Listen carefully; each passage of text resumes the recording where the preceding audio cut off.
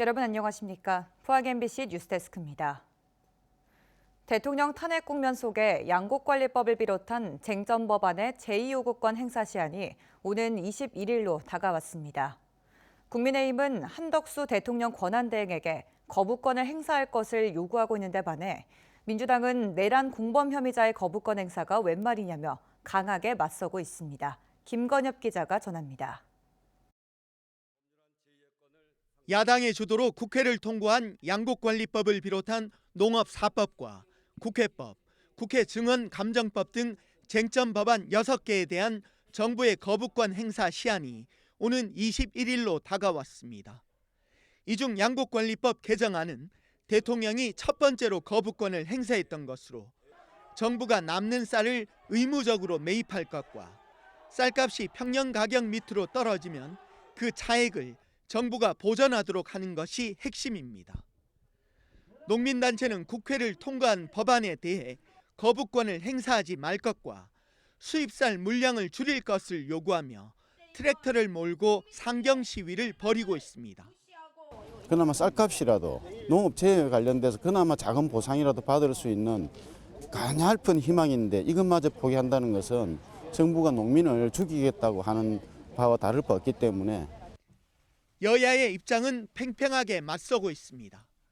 국민의힘 박형수 원내 수석 부대표는 쌀 산업의 자생력을 해치고 국가 재정의 건전성을 훼손할 수 있다며 정부가 그동안 일관되게 반대 입장을 보여온 만큼 거부권을 행사해야 한다고 주장했습니다. 양곡관리법 등은 작년 3월에 한덕수 권한대행께서 직접 대국민 담화를 발표해서 법안의 문제점을 조목조목 지적한 바 있습니다. 민주당 임미애 의원은 농민단체 대표, 다른 야당과 함께 기자회견을 열어 농업4법은 농민 소득을 보장하고 농업을 살리는 민생 입법이라며 내란의 공범 피의자가 거부권을 행사해서는 안 된다고 주장했습니다. 오늘 국무회의에서 쟁점 법안에 대한 거부권 행사를 보류했다고 합니다. 농업 현장에 대한 포용적인 태도 전환을 촉구합니다.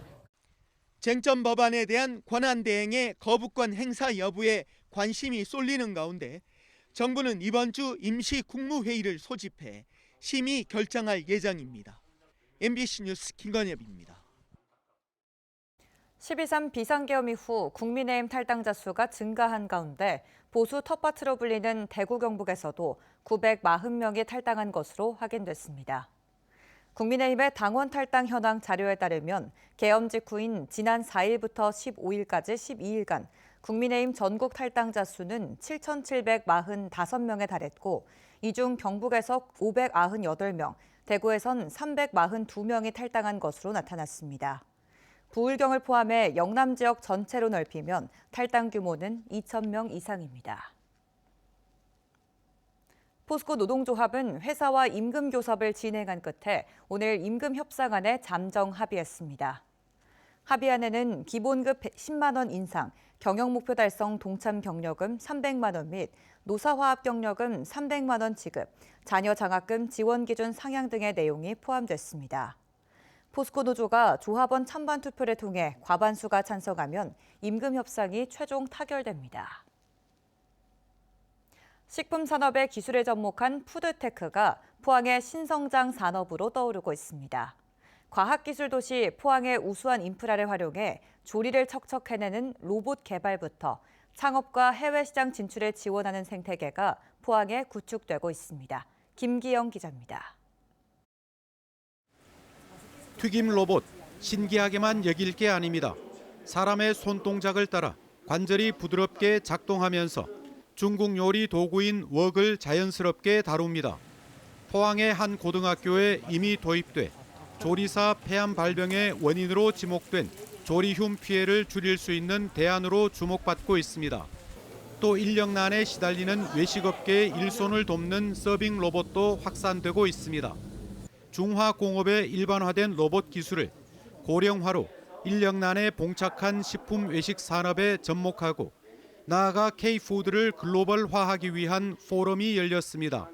향후에는 이런 축적된 기술들을 바탕으로 해서 보다 더 전문화되고 전용화된 자동화 장치들, 뭐 이 스마트 키친이라고 우리들 부르는데 이런 스마트 키친과 같은 솔루션들이 나와서 뭐 소상공인들의 어떤 어려움을 해결해 줄 수 있지 않나. 조리 로봇 푸드테크 의제를 경상북도와 포항시가 선점하면서 관련 기업들은 포항을 주목하기 시작했습니다. 푸드테크 분야에서는 사람과 로봇 AI가 같이 결합이 돼서 새로운 고객 경험을 만들 수 있는 새로운 기회가 지금 되고 있고요. 포럼에서는 또 푸드테크 미식관광 활성화 전략과 육류를 대체할 대한식품 육성에 관한 전문가들의 발표도 이어졌습니다. 포스텍의 푸드테크 학과도 만들었고 또 연구지원센터도 지금 건설 중에 있고 관련된 푸드테크 산업협의회도 발족해 있기 때문에 우리 시에서 푸드테크 산업을 적극적으로 육성함으로 해서 우리 시의 새로운 신성장 동력이 기후 위기로 미래 식품 산업 개발의 필요성이 높아지고 외식 산업 인력난 해소를 위한 식품 로봇과 AI 기술 접목이 빨라지고 있습니다. MBC 뉴스 김기영입니다. 포항해양경찰서는 고객 예치금 9억 9천만 원을 빼돌린 혐의로 40대 수협 직원을 검거했습니다. 이 직원은 포항 모 수협 금융지점에서 창구 업무를 담당하면서 최근 5년간 전산을 조작해 고객 돈 6억여 원을 빼돌리고 장기간 사용하지 않은 고객의 수표와 계좌에서 3억 8천만 원을 가로챈 혐의입니다. 경찰 조사 결과 이 직원은 수시로 돈을 빼돌렸다가 부분 변제하는 방식으로 범액을 숨겨왔으며 빼돌린 돈 대부분은 카드값 등 생활비로 사용한 것으로 드러났습니다. 현행 법률은 컴퓨터 등을 사용한 사기죄의 경우 이익 금액이 5억 원 이상이면 3년 이상의 유기징역에 처하도록 정하고 있습니다. 포항은 국내는 물론이고 세계적으로도 2차 전지 양극재를 가장 많이 생산하는 도시입니다만 정작 기반 시설인 전력 공급망이 턱없이 부족해 고민이 컸는데요. 때맞춰 인근 경주 강동 지역에 세계 최대 규모의 수소 연료전지 발전소가 건설돼 전력난에 숨통이 트이게 됐습니다. 장성훈 기자가 보도합니다. 영일만 지방산단과 블루베리 국가산단을 중심으로 2차 전지 양극재 생산에서 세계 최고로 성장한 포항. 2030년까지 매출 100조 원 시대를 목표로 투자 계획을 세웠지만 정작 기반 시설인 전력 공급망은 턱없이 부족합니다. 두 산단의 전력 수요는 1821메가와트. 하지만 현재 확보한 양은 3분의 1 수준에 불과합니다.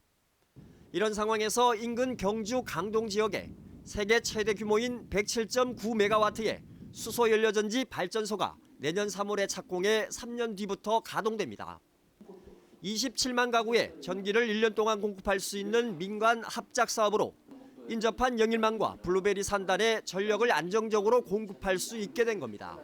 전기로에서 600에서 1000도까지 다 구워야 되는 상황이 되겠습니다. 이때 엄청난 전력이 소요가 되고 있고 이런 상황에서 강동에 수소 연료전지 발전소를 세운다는 건 블루밸리하고 아주 가깝게 있기 때문에 수소 연료전지 발전소는 천연가스의 수소와 공기 중 산소를 반응시켜 전기와 열을 생산하는 친환경 에너지원으로 이번 사업은 지역 분산 발전이라는 정부 에너지 시책과도 맞아떨어집니다.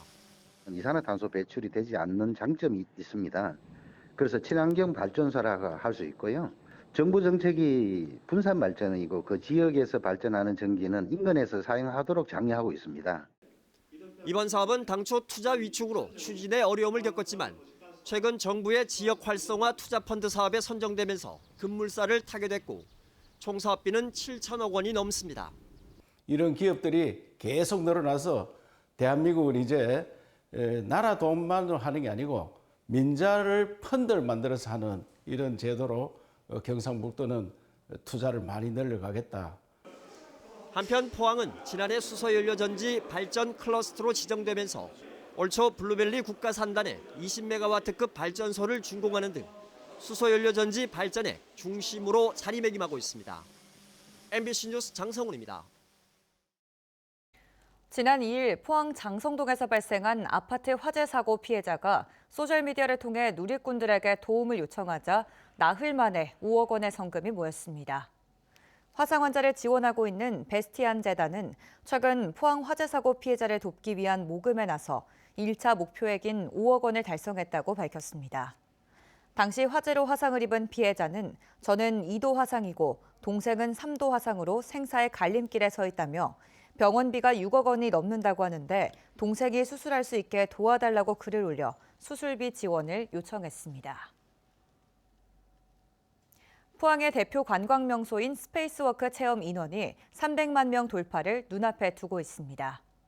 스페이스워크는 국내 최대 규모의 체험형 조형물로 하늘을 걷는 듯한 색다른 느낌을 선사해 인생샷 명소로 입소문을 타면서 포항의 랜드마크로 자리 잡았습니다. 지난 2021년 11월 개장한 환호공원 스페이스워크는 2022년 10월 방문객 100만 명에 이어 지난해 10월에 200만 명을 돌파했습니다. 제32회 경주 벚꽃 마라톤 대회가 내년 4월 5일 경주 보문단지에서 열립니다. 모집 인원은 15,000명이며 내년 2월 14일까지 참가 신청을 받고 내년부터 풀코스를 폐지하고 하프코스와 10km, 5km만 진행합니다. 경주시는 경주 벚꽃 마라톤 대회에 에이펙 정상회의에 참가하는 21개국의 마라톤 동호인을 유치할 예정입니다. 우리 군이 어제 해군과 해경함정에 참여한 가운데 비공개로 독도 방어 훈련을 실시했습니다. 군의 한 관계자는 동해 영토 수호 훈련을 동해상에서 실시했다며 영토와 국민 재산 보호를 위해 정례적으로 실시하는 훈련이라고 밝혔습니다. 이번 훈련에서 해병대 병력의 독도 상륙은 이뤄지지 않았습니다. 어제 오후 5시 50분쯤 경주시 간포읍 한 도로에서 시내버스가 중앙선을 넘어 전신주를 들이받았습니다. 버스에는 승객 15명이 타고 있었는데 이 가운데 50대 여성 등 3명이 경상을 입어 병원으로 옮겨졌습니다. 경찰은 버스 기사와 승객 등을 상대로 정확한 사고 경위를 조사하고 있습니다.